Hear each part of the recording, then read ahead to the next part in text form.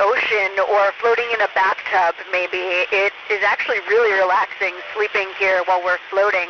I do sleep in a sleeping bag that is tied to the wall, and so I don't float away, and it feels really cozy that way. Over. Oh, we have so many fun things to do here already, but I'm really grateful that my mom actually sent me a toy walrus that I had when I was a kid, and it reminds me of what it was like to be a young child and have a lot of curiosity and imagination about exploring, which I now get to do for a job. Over. Yes, great question. It is true, because your spine has a little bit of a curve in it.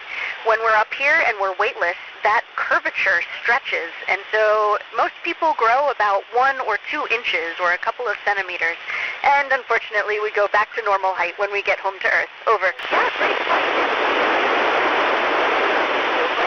Perfectly still, the same way maybe if you close your eyes on a really fast train or a really fast bus, you don't realize how fast you're going until you look out the window. It's all relative. Over. I really love all of the research we do on our own human bodies, because this is important as we get ready to go back to the moon for long durations and onto Mars.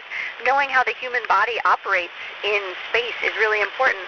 But as astronauts, we also experience a lot of the same changes that people who are aging or have certain diseases on Earth experience. And so this research helps people at home too.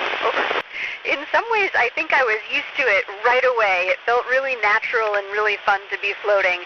But I've definitely gotten better and better at moving around up here the longer I live here. I think the hardest thing is trying to turn around quickly if you realize you forgot something. It's hard to stop, and it's hard to turn around without bumping into stuff. Over. I've never actually seen it from Earth. I've only seen it from space, but it is so beautiful. We can see it from about 80 kilometers above the Earth all the way up to 300 kilometers above the Earth. And we can see the horizon. It's so... The hull of our space station actually flexes and expands and contracts a little bit. It goes in and out of really hot sunlight. Just like if you have maybe a barrel at home that sits in the hot sun, sometimes it will make a really loud noise and suddenly. And we have the same kind of bangs and pops here on the space station. Over.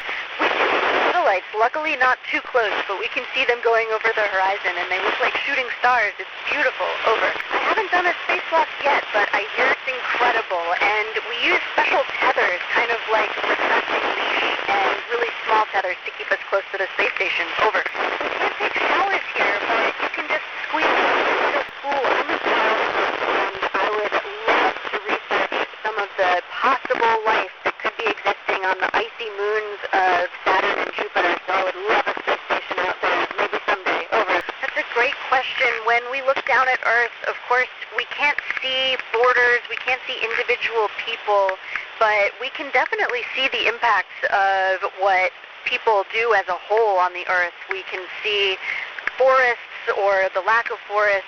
We can see airplane contrails, and I think it's very important to remember that even though we are very small, we do have a big impact on our Earth, and we should take care of it. Over.